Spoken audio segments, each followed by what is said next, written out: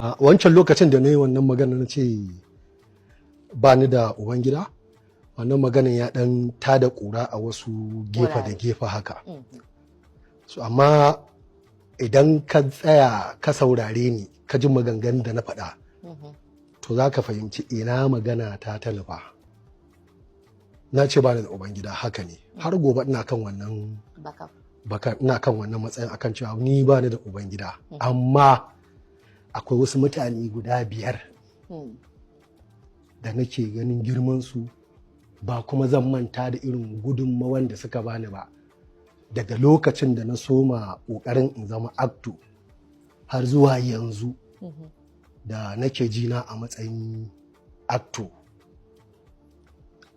In gaya miki mutanen ko kuma in bari? A'a, zan so mu ji, ni na tabbatar ma mutane ma masu kallon ka masoyanka za su so su ji. Yawwa.